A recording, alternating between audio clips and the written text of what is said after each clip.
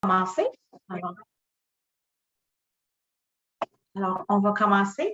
Je vais vous lancer avec une vidéo d'introduction pour l'ingénierie chez Post Canada.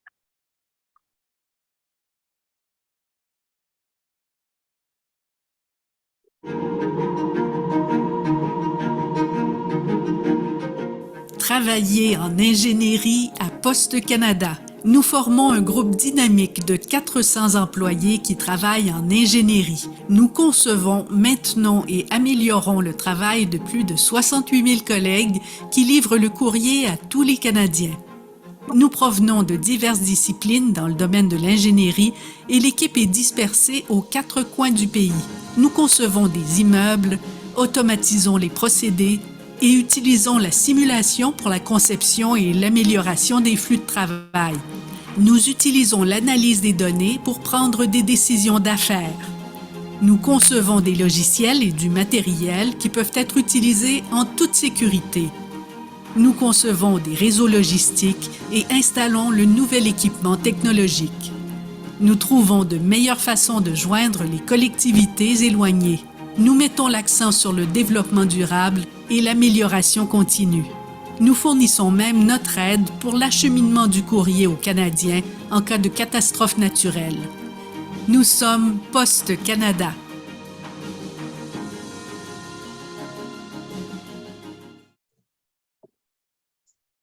Okay.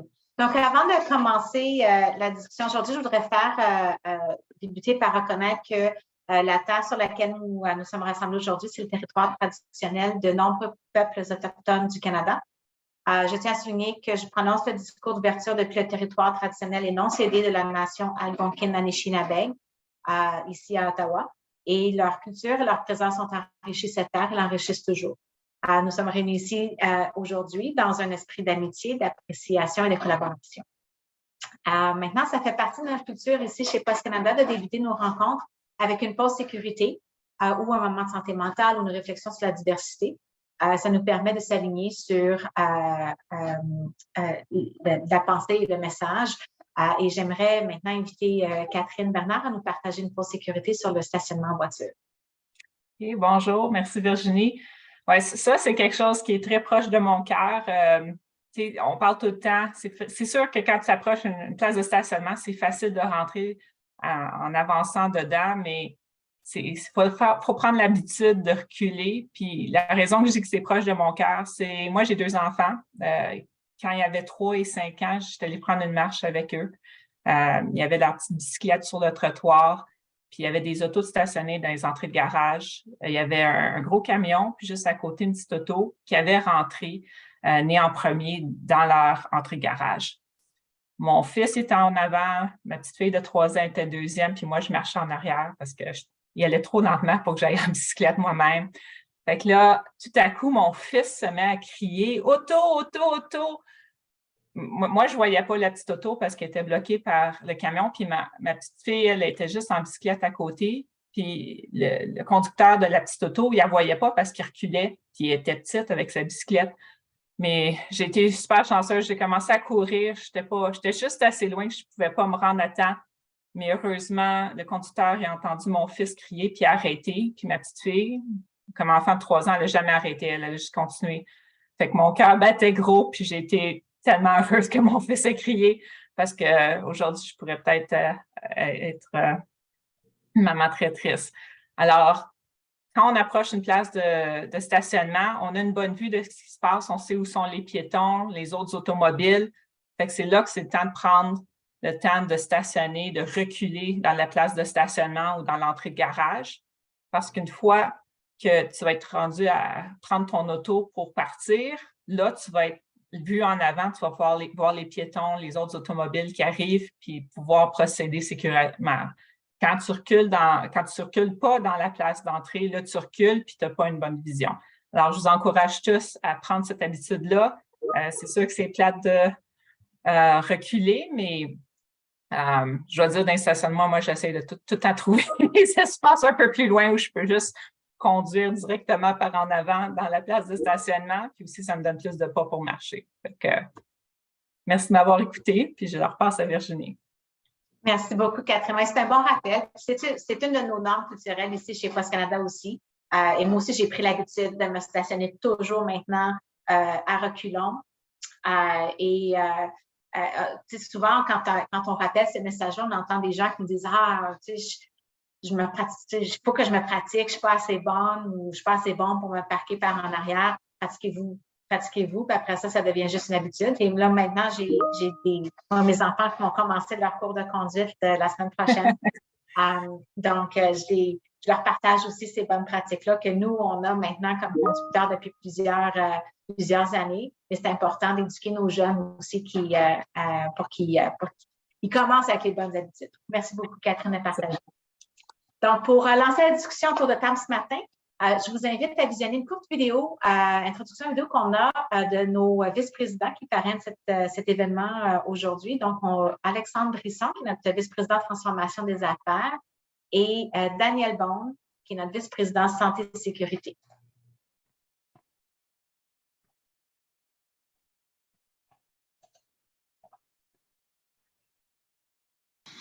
Bonjour à tous et bienvenue à cette table ronde sur l'apprentissage continu. C'est une facette très importante du développement de votre carrière en tant qu'ingénieur. Je m'appelle Alexandre Brisson, je suis le vice-président transformation des opérations à Poste Canada. Je suis aussi un ingénieur chimique diplômé de l'École polytechnique de Montréal en 1998. J'ai maintenant 25 ans d'expérience dans la gestion de la chaîne d'approvisionnement et les compagnies de transport. Et je suis Daniel Bond, vice-président santé et sécurité. Je suis avec Post Canada depuis 23 ans. J'ai travaillé dans des rôles régionaux et nationaux aux opérations, au CPR, gestion des biens, en santé et sécurité et quelques autres endroits, surtout au Québec et en Ontario. Pour mes études, mon parcours m'a amené de l'Université d'Ottawa-Telford jusqu'à l'Australian Institute of Business. J'ai fait une formation en Six Sigma ceinture noire, une certification en ressources humaines, développement organisationnel, un certificat diplôme en affaires et finalement une maîtrise en affaires. J'ai par la suite obtenu ma certification en santé et sécurité, ce qui m'a permis de devenir membre de l'OSST ou IOSH, qui est une organisation internationale.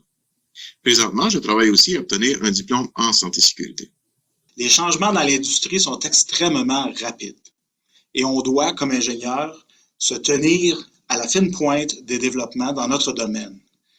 Je vous invite à utiliser chaque expérience, chaque défi que vous rencontrez, ainsi que les gens autour de vous, pour continuer à apprendre, pour apprendre tous les jours et ainsi parfaire votre métier et vos compétences d'ingénierie.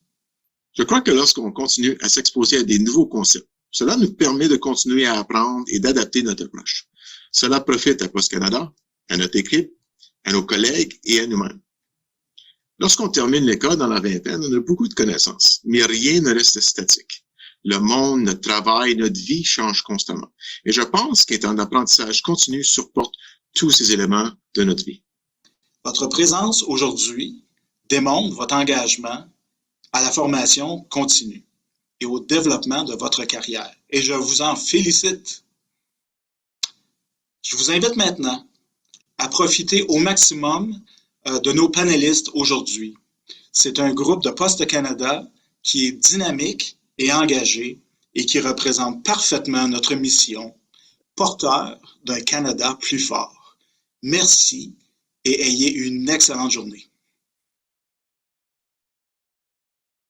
Donc, merci à Alexandre et à Daniel de nous avoir fait cette belle introduction pour ce sujet de l'heure. Et merci à vous tous de vous être joints avec nous ce matin pour notre table de discussion sur la transformation grâce à la formation continue. Mon nom est Virginie Tremblay, je suis la directrice nationale des programmes de gestion de la santé et sécurité chez Post Canada et j'animerai la discussion aujourd'hui avec nos invités. Moi, je suis ingénieure mécanique ayant obtenu mon diplôme de l'Université de Sherbrooke. Et je suis inscrite au tableau de l'Ordre des ingénieurs du Québec comme ingénieure junior depuis 2003, et comme ingénieure depuis 2006 après mon juniorat.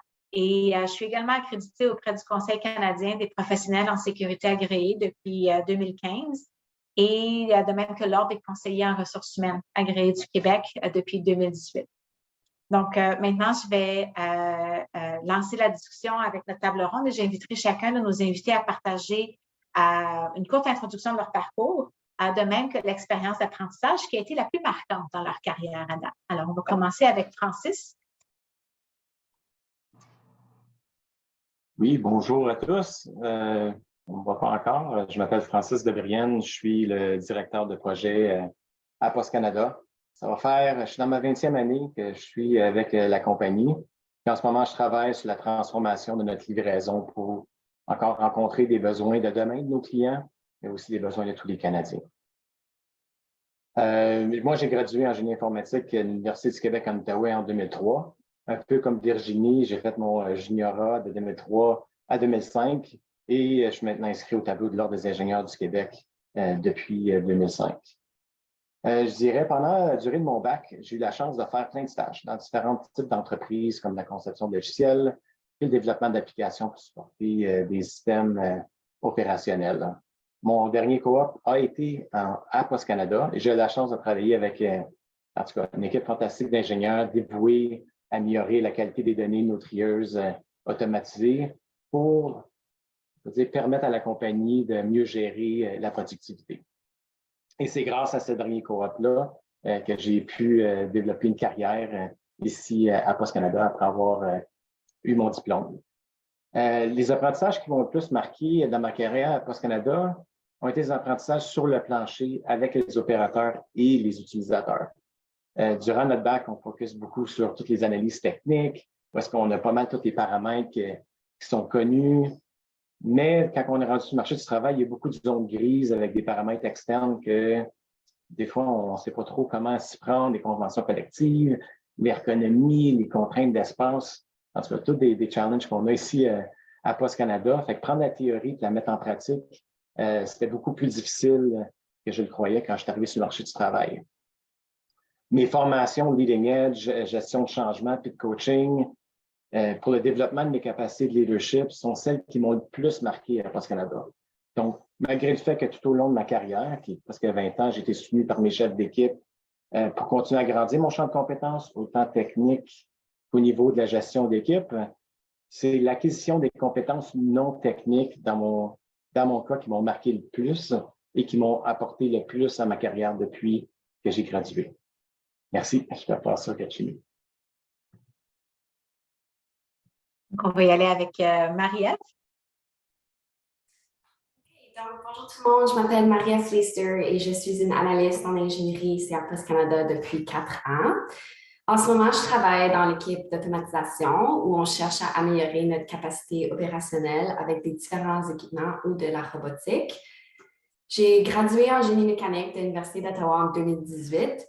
Durant mon bac, j'ai eu l'opportunité de faire plusieurs coops dans des milieux de travail complètement différents, comme dans le domaine de l'entretien et le domaine de la construction.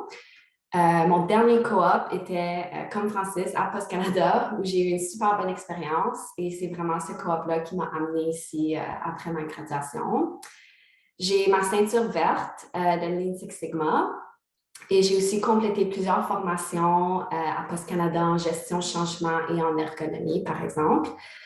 Les apprentissages que j'ai trouvés les plus marquants dans ma carrière jusqu'à date sont vraiment ceux dont j'étais passionnée du sujet. Je pense vraiment qu'on est plus porté à se rappeler des concepts et de les appliquer si on est intéressé et passionné. Donc, pour moi, cet apprentissage-là, c'est ma maîtrise en administration des affaires que je suis en train de compléter à temps partiel.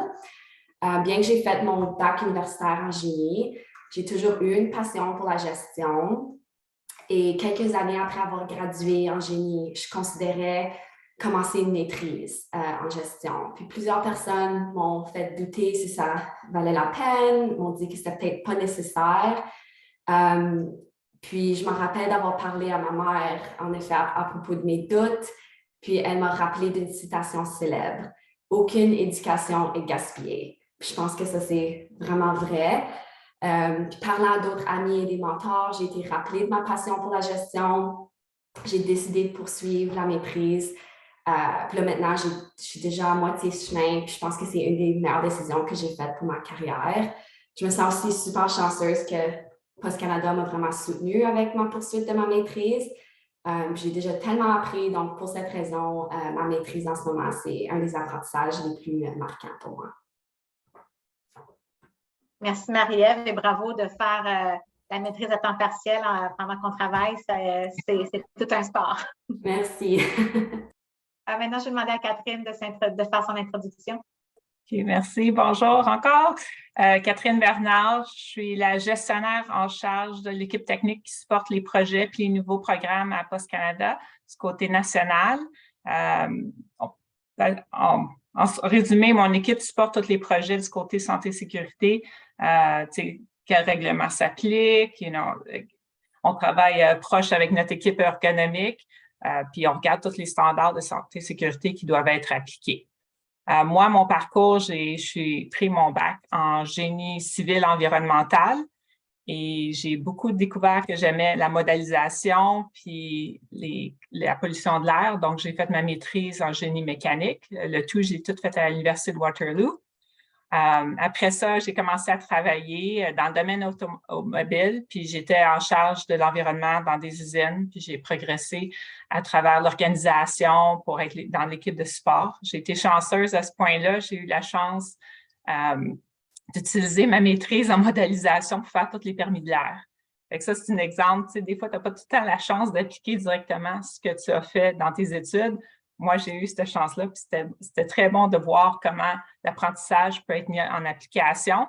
Mais aussi, j'ai beaucoup appris que, comme Francis a dit, des fois, tu ne peux pas faire les mêmes assumptions que tu aurais faites quand tu étais à l'école. Ça a été un bon défi.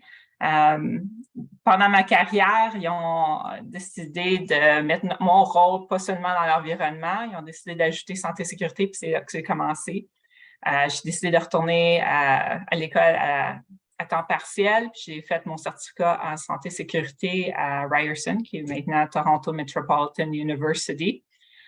Puis j'ai eu la désignation de professionnel en sécurité agréé du Canada, en plus de ma désignation d'ingénieur professionnel en Ontario. Et c'est là que j'ai eu mon expérience d'apprentissage le plus marquant. Je venais juste de commencer en santé-sécurité.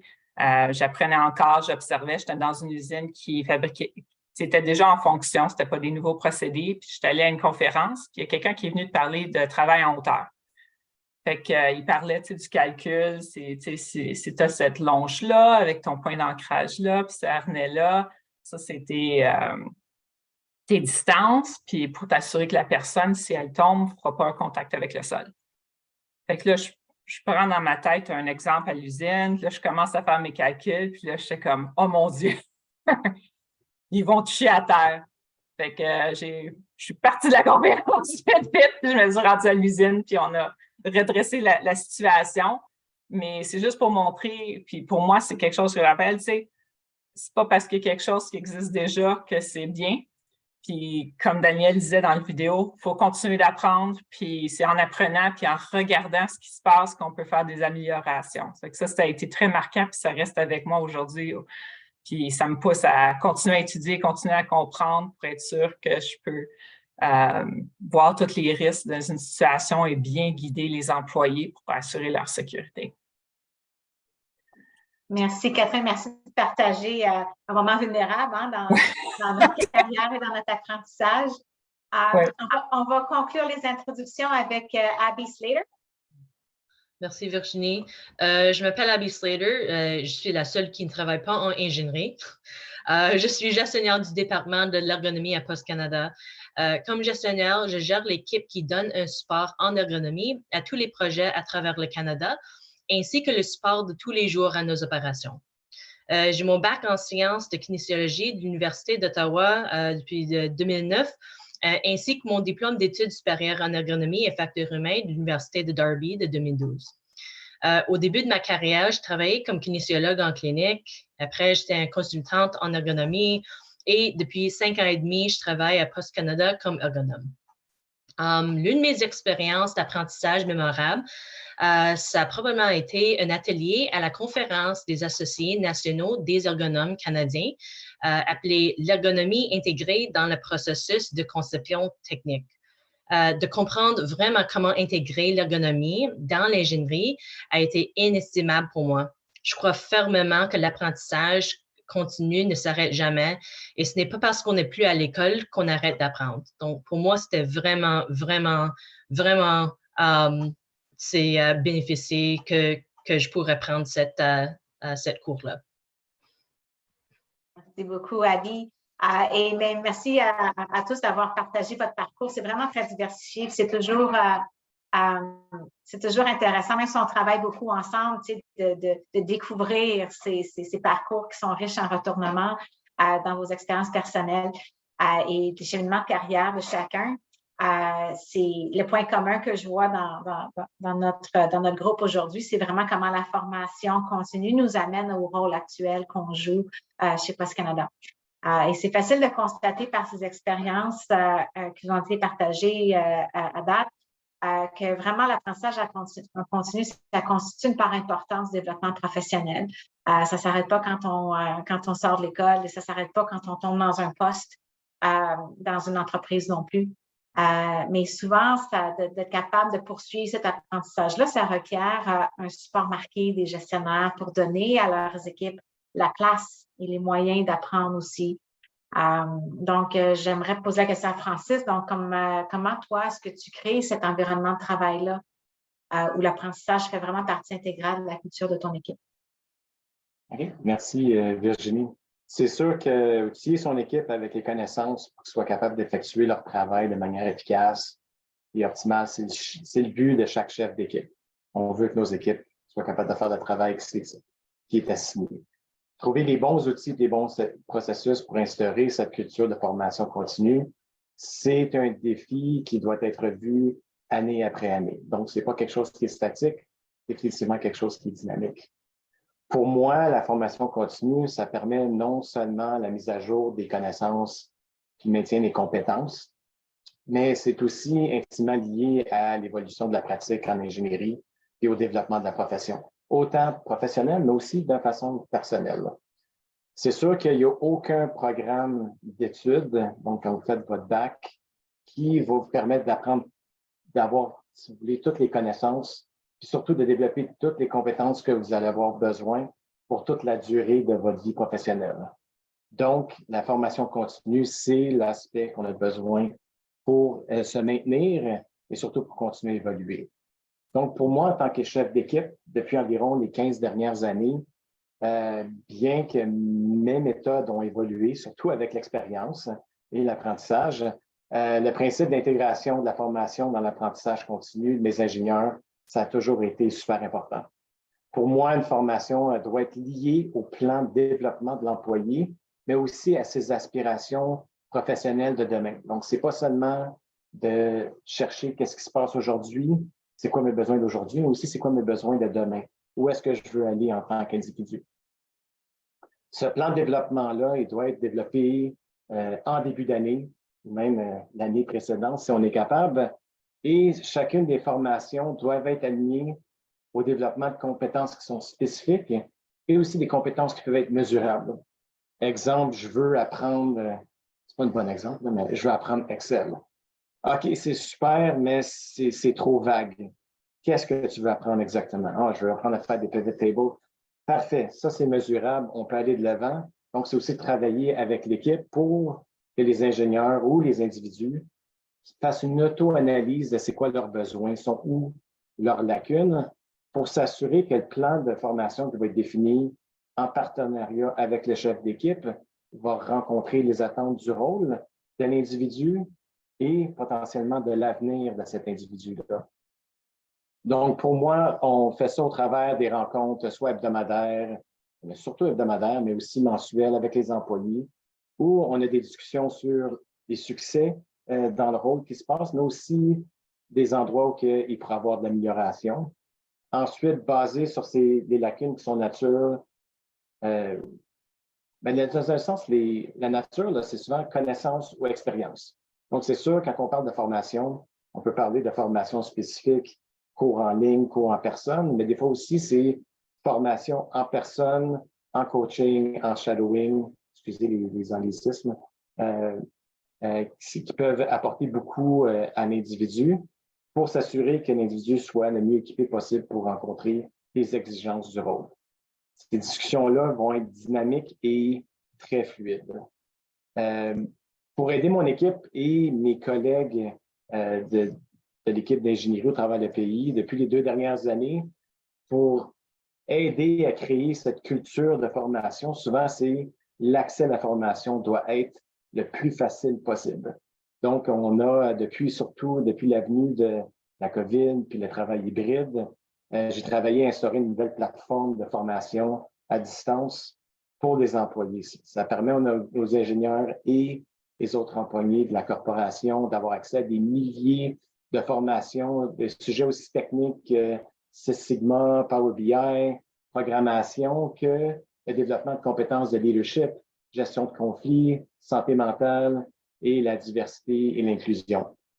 Donc, pour moi, l'établissement de cette plateforme-là m'a permis de mettre la formation à la portée de tous, sans exception, et permet de créer un environnement propice à l'apprentissage en continu. Merci beaucoup, Francis. Et c'est clair dans ta réponse qu'il y a beaucoup une approche très personnalisée pour que ça soit bénéfique à l'employé, donc beaucoup d'allocation de temps par la gestionnaire, par la gestion pour bien comprendre les besoins puis avoir une formation qui répond aux besoins.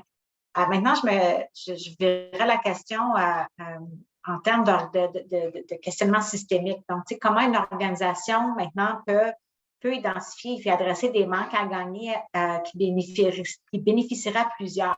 Donc, c'est vraiment, on a l'approche individuelle, puis après ça, mais comment est-ce qu'on voit que systématiquement, il nous manque un élément clé au rôle pour l'organisation? Donc, je sais que Abby, Catherine, à nous trois, on a une belle expérience en développement de programmes d'apprentissage soutenu pour nos équipes d'ingénierie surtout. Donc, est-ce que vous pouvez nous partager votre expérience sur l'approche prise chez Post Canada pour adresser ces manques à gagner-là? Oui, merci beaucoup. Le développement de la formation, l'ergonomie dans la conception a été un processus intéressant. Je l'avais en quelque sorte repris de l'ergonome précédent, mais la formation était l'origine très théorique.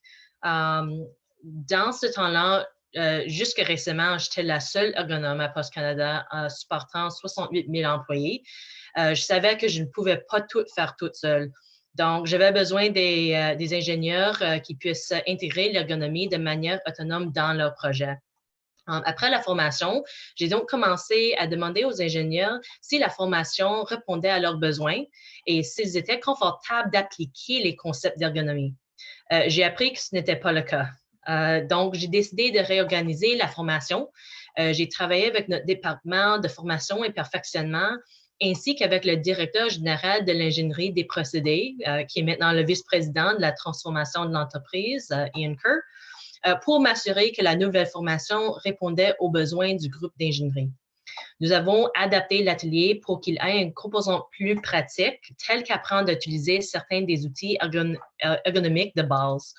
Donc, avec cette expérience pratique, les ingénieurs sont devenus plus confortables avec l'application des concepts ergonomiques et le résultat est que nous avons eu plus d'alliés de l'ergonomie avec une solide formation technique, mais aussi l'exigence de considération éthique dans la pratique de l'ingénierie et la capacité d'apprendre rapidement. Donc, avec des centaines d'ingénieurs répartis à travers le pays, c'est ainsi que nous avons pu réaliser notre but d'inclure l'ergonomie dans la conception de la plupart des projets.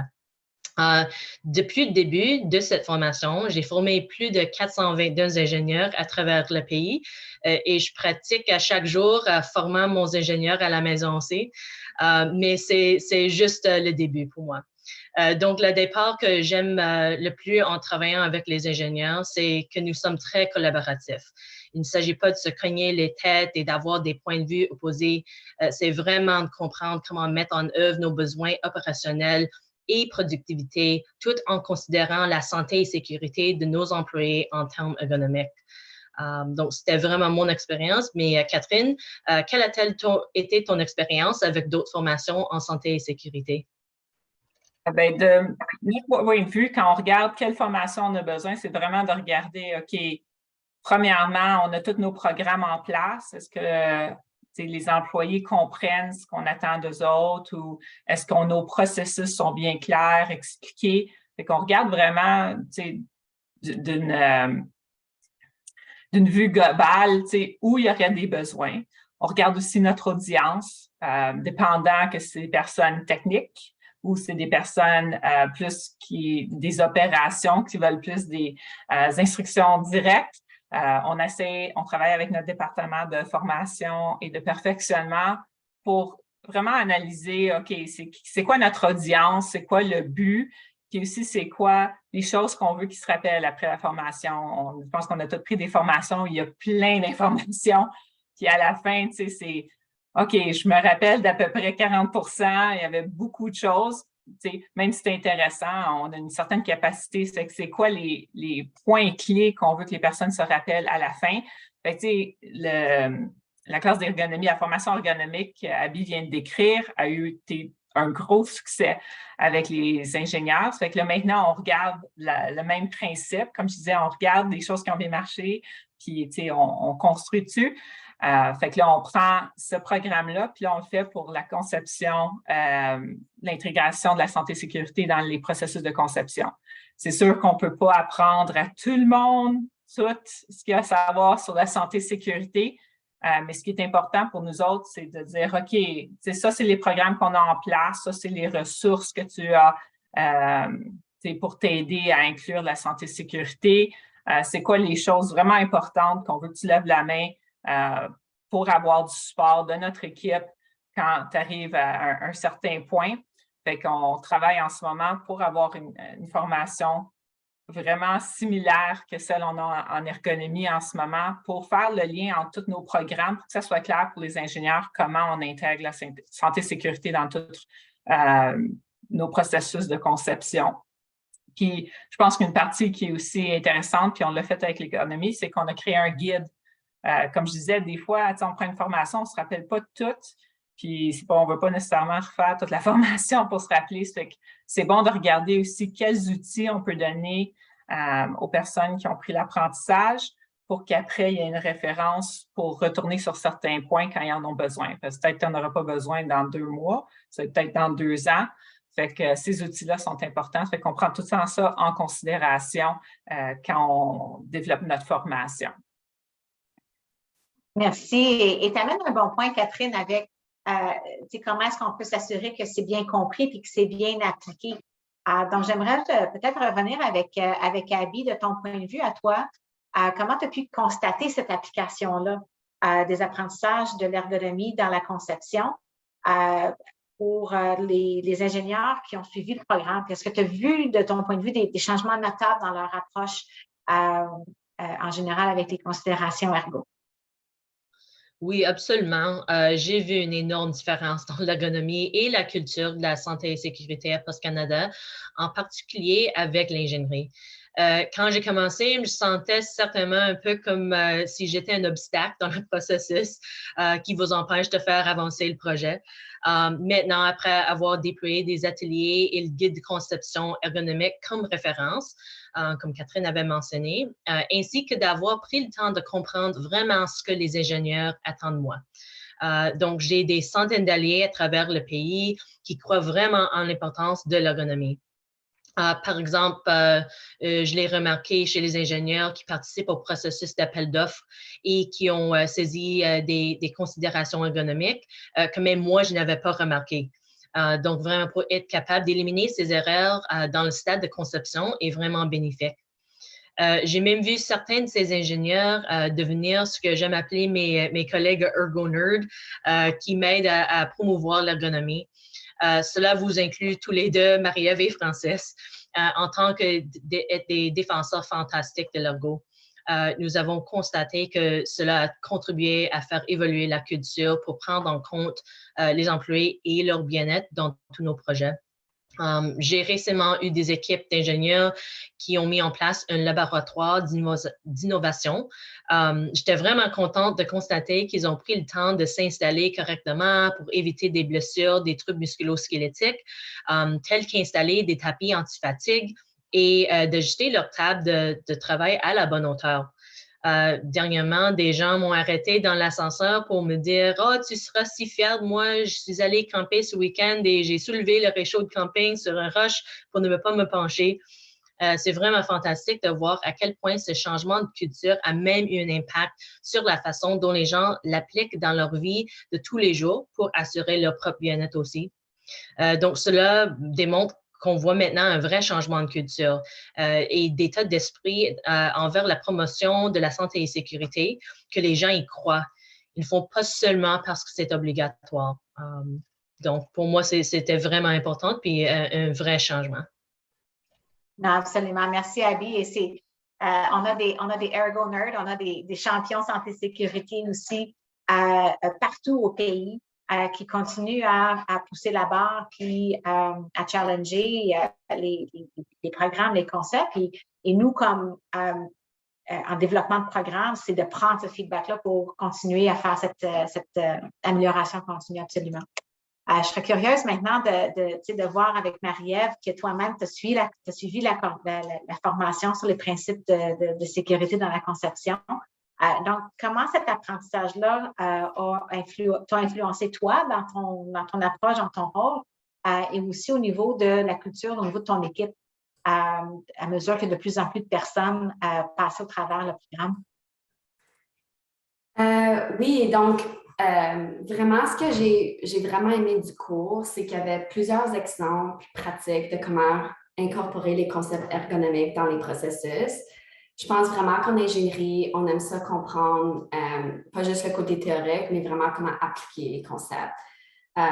Donc, en effet, on a pratiqué comment appliquer des outils d'évaluation ergonomique. Par exemple, on a appris comment appliquer des formules de NIOSH. On a pratiquer comment utiliser des outils qui évaluent la posture dans différentes positions, comme le Rula. On a aussi appris à propos de des vrais exemples à Post Canada où on a appliqué les concepts pour créer un meilleur design. Je pense que ça, c'est vraiment un avantage d'avoir des cours donnés à l'interne, c'est que les exemples et le matériel est vraiment adapté à ton emploi. Donc, ça t'encourage vraiment à sortir du cours et appliquer qu'est-ce que tu as appris dans ton travail. Donc, j'ai pris le cours il y a 4 ans et les apprentissages restent toujours encore avec moi. Je les applique constamment. Juste récemment, j'ai commencé un nouveau projet et j'ai immédiatement pensé aux impacts du processus d'un point de vue ergonomie. Travaillant dans l'équipe d'ingénierie, nos recommandations et nos processus impactent directement les employés qui vont faire le travail chaque jour.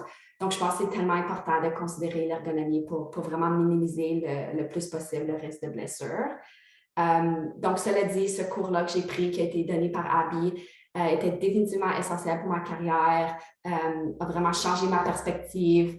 Puis, je pense que c'est un cours super important pour les ingénieurs parce que moi, personnellement, je n'ai pas vraiment eu ce type d'éducation-là en ergonomie durant mon bac universitaire en génie mécanique. Merci de partager. Et c'est vrai, moi aussi, quand je suis arrivée en santé-sécurité dans ma carrière, c'était en 2007 que j'ai vraiment, je me suis enlignée en santé-sécurité. Il y a une perception que les ingénieurs connaissent la santé-sécurité. On a tous eu un cours à l'université à l'époque. Donc, c'est vraiment là le perfectionnement continu. Puis, cette application-là, c'est intéressant toujours. Je trouve ça formidable de voir comment est-ce qu'on continue à l'appliquer. Puis, même après 4 ans, Marie-Ève continue à aller chercher les volets qui ont été enseignés puis les appliquer dans tes projets. C'est super. Maintenant, j'aimerais voir avec peut-être avec Catherine, on voit cette progression des capacités, puis même après 4 ans, on continue à l'appliquer. Est-ce que tu as des challenges que tu aimerais nous partager par rapport au développement des contenus pour susciter un engagement des communautés, comme on le voit ici, à s'assurer que ça reste pérenne et que ça engage les gens à se donner à fond dans cette transformation-là? Oui, non, c'est un bon point. Puis, Marie-Ève, elle a soulevé un petit peu, c'est de comprendre le pourquoi et comment le mettre en pratique. Je pense puis, quand on regarde une nouvelle formation, c'est tout le temps, c'est quoi la meilleure méthode pour, livrer cette formation-là. Parce que, tu sais, des fois, on peut faire des cours en ligne, on peut faire des cours en personne. Les cours en ligne sont bons, mais tu ne peux pas tout le temps poser des questions.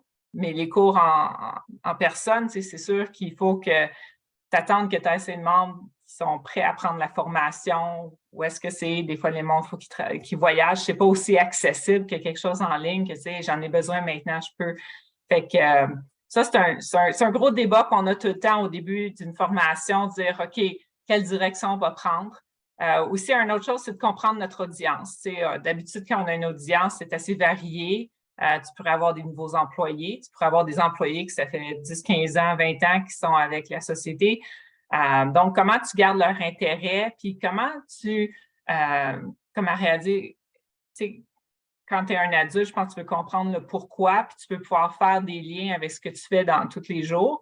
Fait que comment on choisit nos exemples qui soient assez détaillés pour nos nouveaux employés, ils puissent dire OK, je peux le voir, là, je comprends comment ce lien est, mais qu'on n'ennuie pas nos employés, que ça fait 40 ans qu'ils sont là, qui sont comme ouais, là, je sais tout ça, là, pourquoi ils passent du temps.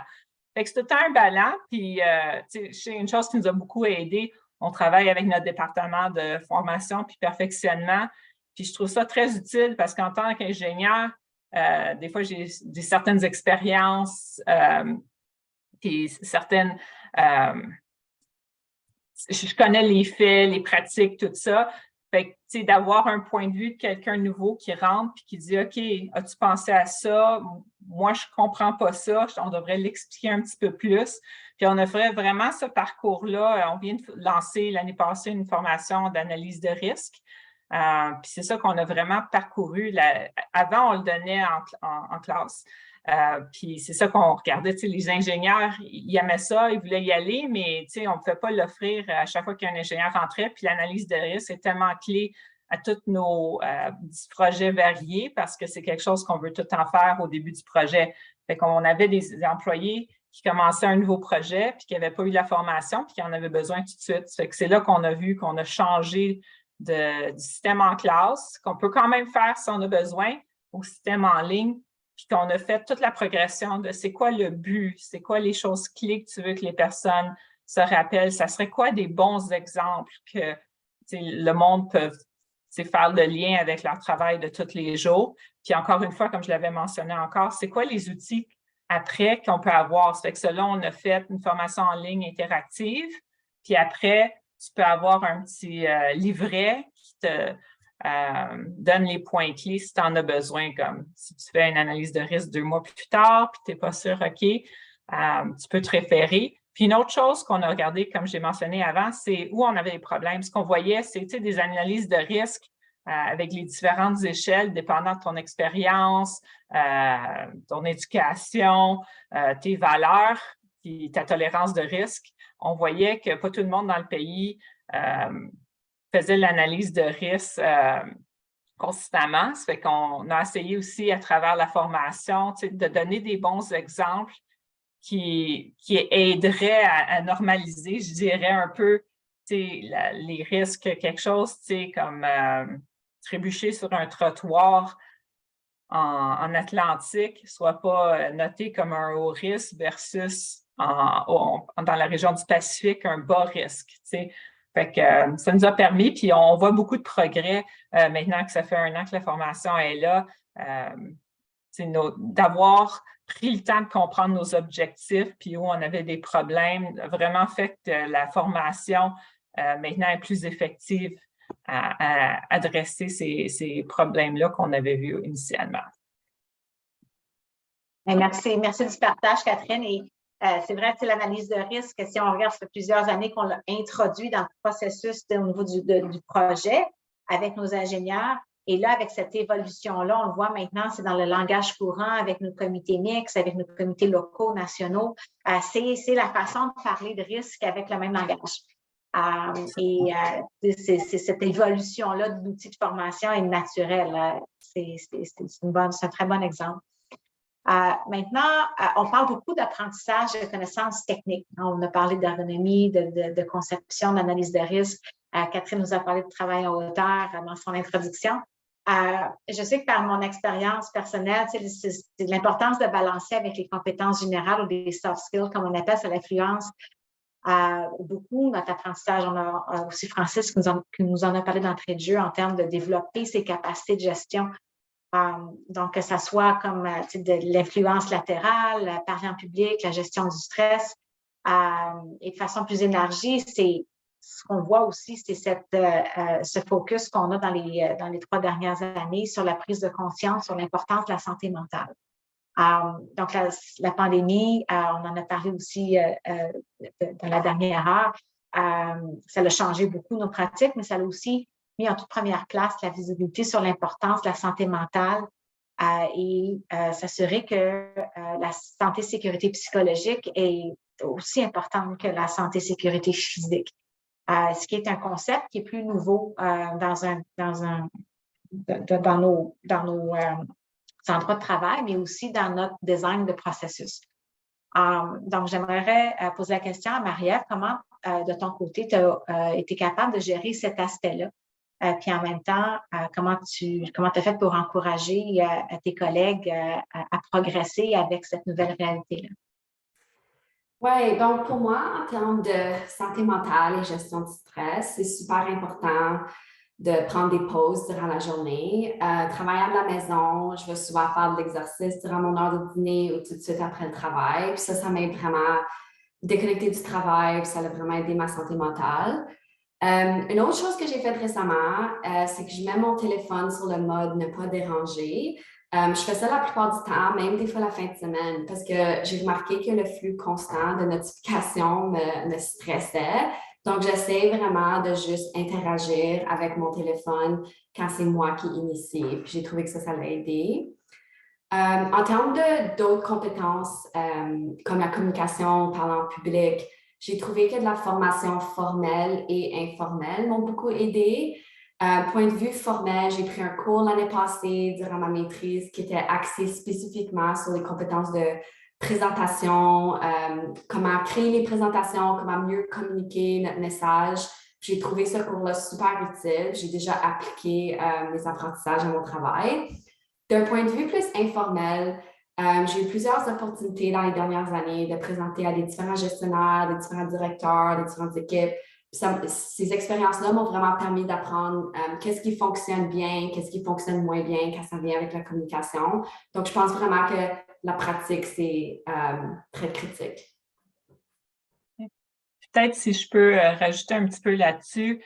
Moi aussi, je le vois, pour la santé mentale, la réduction du stress, c'est aussi de donner à mon équipe, puis moi aussi, je suis en apprentissage constant, des outils qu'ils peuvent utiliser pour avoir ces conversations-là. Parce que des fois, tu es dans un projet, puis Abby l'a dit, tu as l'impression d'être un obstacle quand tu parles de santé-sécurité. Ça peut être stressant, tu es dans un groupe, tu as une conversation, puis il faut que tu dises non. Puis ça, c'est pas juste en santé-sécurité, ça peut être dans n'importe quel domaine. En tant qu'ingénieur, des fois, c'est pas la bonne chose à faire. Il faut qu'on mette notre pied puis dire c'est assez.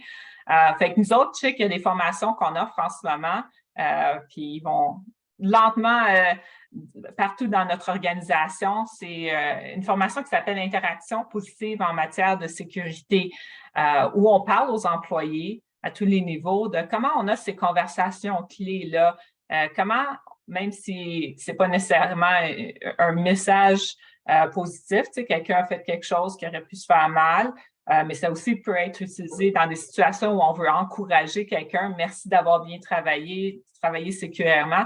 Fait qu'on aide les employés, puis on leur donne ces outils-là de dire comment tu approches une conversation. Puis en même temps, il y a un deuxième message caché, c'est comment tu reçois ces informations-là. Si quelqu'un t'arrête, je pense que des fois, notre premier instinct, c'est d'être défensif. « Oh, on n'a pas fait ça, tout ça. » Fait que, tu sais, d'accepter que la personne veut juste notre bien, puis avoir cette conversation-là avec nous. Fait que ça, c'est une formation qu'on est en train de livrer, puis on voit que ça change la culture. Puis je pense que ça aide aussi d'une manière psychologique à réduire ce stress-là, de comment affronter une situation, d'avoir tous les employés alignés, puis de comprendre, d'être ouvert à avoir cette discussion-là. Fait que ça, c'est une bonne approche, je dirais, d'équiper vos équipes ou vous-même avec ces points clés-là de comment avoir ces conversations-là, puis aussi en faisant, comme on a ouvert le meeting avec une pause santé-sécurité, de santé mentale ou de diversité, ça lui donne aussi cette, disons, espace sécuritaire où avoir ce type de discussion-là, ça change la culture de cette manière-là aussi. Merci, Catherine. Oui, c'est important de partager ces éléments-là de compétences générales, puis comment ça vient soutenir toute la transformation, le changement de culture que nous, on vit chez Post Canada, et qu'on encourage évidemment tous nos collègues et alliés à travers le pays à embarquer. Donc, merci beaucoup. Maintenant, ça nous amène un peu à la fin de notre tour de table, et on ouvrirait la porte maintenant à ceux qui auraient des questions à poser, soit directement à un membre du groupe ou de façon plus générale. Donc, vous pouvez utiliser le chat si vous avez des questions. Peut-être pendant que les gens pensent ou ont une réflexion sur qu'est-ce qu'ils voudraient demander, j'aurais une question de préparer là, que je serais curieuse d'entendre la réponse pour Francis. Donc, la différence la plus distincte entre les années universitaires et à quoi ressemble le monde réel de la carrière. Donc, j'aimerais savoir de ton point de vue, comme moi, ça fait une vingtaine d'années qu'on est sur le marché du travail. Donc, qu'est-ce que tu es le moins préparé quand tu as quitté l'école versus le marché du travail? Il y a plusieurs choses. Je dirais la première chose, c'était la vitesse. Ça a peut-être l'air drôle, mais on est habitué, on sort de l'université, tout trop vite. Tu fais un changement, tu t'attends que ça soit implémenté, mais en industrie, il y a des procédés à suivre, il y a des validations à faire, il y a des consultations à faire, dépendant de ce qu'on fait. Donc, l'arrivée en entreprise, c'était aussi d'apprendre tu dois apprendre à respirer un peu et de gérer tes attentes. Les choses vont un petit peu plus lentement et non rapidement, mais ça a un but. Au début, on cherche pourquoi je veux faire ça, je vais l'implémenter tout de suite. Quand on finit par apprendre à comprendre que les changements qu'on fait ont des impacts réels sur des gens, sur l'ergonomie, sur leur façon de travailler, on voit qu'il faut vraiment prendre le temps de bien faire des choses pour s'assurer qu'on ne crée pas d'impact. Et ça, je dirais que ça, c'était une des premières choses. Puis deux, je me rappelle que mon professeur d'éthique en 4e année de mon bac, il nous avait dit, en tant qu'ingénieur, vous allez tous vous retrouver des gestionnaires plus tard. Puis ça, je me disais, no way, je vais rester technique, puis je ne vais jamais aller de l'avant. Puis regarde, aujourd'hui, je suis rendu directeur de projet à gérer des équipes, puis il avait raison. C'est vraiment nos compétences en tant qu'ingénieur où est-ce qu'on est comme drillé d'être organisé, d'être capable d'attaquer un problème d'une façon très spécifique, sont des excellentes compétences pour devenir des excellents gestionnaires plus tard pour aider à gérer les problèmes. Tout ça, je dirais que c'est ces deux aspects-là là, qui ont été un petit peu le choc initial. Là. Un choc culturel. Exact. Puis on continue à l'apprendre. On parle ici quand on sort de l'école, mais même d'enchaînement de carrière. En tombant, moi de mon côté, en arrivant chez Post Canada, c'est de l'organisation qui est énorme avec 68 000 personnes à travers le pays. Quand on fait un lancement à une place, la gestion de changement d'introduction est très différente de par la communauté, de par la culture locale quand on essaie de lancer ça à un autre endroit. Donc, même en tant qu'ingénieur de gestion de projet, c'est cette adaptabilité-là à la communauté au milieu qui est toujours fascinant à continuer d'apprendre. Je pense qu'Abby, tu avais des ajouts à faire sur cette question-là? Oui, pour moi, j'avais trouvé c'était capable d'être déçu. Donc, nous partons de l'université en pensant que nous pouvons changer le monde tout de suite, mais ceci peut prendre du temps puis à réussir et c'est correct. C'est pas comme la première journée qu'on va changer le monde. D'être capable de se relever puis de réessayer d'une autre manière, c'est vraiment important. C'est une compétence de la vie réelle, puis c'était quelque chose pour moi que je n'étais pas nécessairement préparée. Mais l'autre aspect que j'aurais aimé apprendre, c'était que vous appreniez à travailler avec ceux de vos programmes, mais pas nécessairement à travailler avec des autres personnes ayant des processus de pensée différents, des autres programmes. Donc, d'avoir l'opportunité d'apprendre à comprendre d'autres points de vue et de convaincre ceux qui ont des points de vue différents pourquoi la santé et la sécurité, c'est important. Donc, cela, pour moi, aurait été inestimable. Puis, ce n'était pas quelque chose que j'ai appris à l'école. Merci. Si je peux juste rajouter un point, pour moi, c'était vraiment de trouver mes alliés avec qui je pourrais apprendre, parce qu'il y a beaucoup de choses que je trouve à l'école qui ne t'apprennent pas. Tu fais un projet, ils disent « ignorer la friction ». Puis là, tu arrives en vraie vie, la friction est là. Fait que je trouve que c'est de trouver des alliés, des mentors qui peuvent te prendre puis t'expliquer, OK, bien, qu'est-ce que tu fais dans ces cas-là, puis ces personnes clés-là. Puis aujourd'hui, Abby, Virginie, vous savez, on a des discussions tout le temps, c'est pas tout le temps quelque chose qu'on a appris dans le passé. Les situations ne sont pas tout le temps noires et blanches. C'est d'avoir ces personnes-là qui peuvent dire, OK, on a une situation, je suis pas trop sûre, il n'y a pas de règlement dessus, il n'y a pas de base qu'on peut se baser. C'est quoi qu'il y a qu'il y a du bon sens, puis comment qu'on peut procéder de cette manière-là. C'est que je recommande de trouver ces personnes-là qu'on peut avoir, ce soutien-là, puis de continuer d'apprendre des nouvelles choses à travers eux. Absolument, merci. Oui, c'est ces alliés pour ce que j'appelle de faire du sanity check en bon franglais. Ouais. C'est l'apprentissage continu, c'est pas juste en formation en salle, hein, Francis le mentionnait. C'est cette expérience-là et c'est ces discussions-là qu'on a tous les jours. Donc, je voudrais remercier vraiment tous nos invités sur la table de discussion ce matin. Je ne vois pas de questions dans le chat, mais je vois qu'on est presque à l'heure. Donc, je voudrais vraiment faire un gros merci à Francis, Marie-Ève, Catherine et Ali d'avoir pris le temps de partager vos réflexions, votre expérience, votre parcours. C'est toujours enrichissant de partager nos histoires. C'est comme ça qu'on apprend le plus. J'aimerais aussi prendre l'opportunité de remercier l'équipe qui fait le parrainage du mois national du génie. Donc, on a plusieurs partenaires qui permettent d'avoir ces événements-là en place. Donc, on est à la fin de la 2e semaine du mois national de génie qui porte sur la formation en continu. Et j'invite vraiment tous les participants aujourd'hui à aller voir sur le site du NEM National Engineering Month, l'acronyme en anglais, pour la liste complète des partenaires. Donc, on est partenaires leaders, des partenaires champions, des partenaires alliés aussi qui supportent ces événements-là ouverts à tous pour qu'on puisse continuer à partager nos pratiques. Donc, je vous remercie tout le monde et je vous souhaite une excellente fin de journée et bonne fin de semaine. Merci beaucoup. Bonne journée. Merci beaucoup. Merci.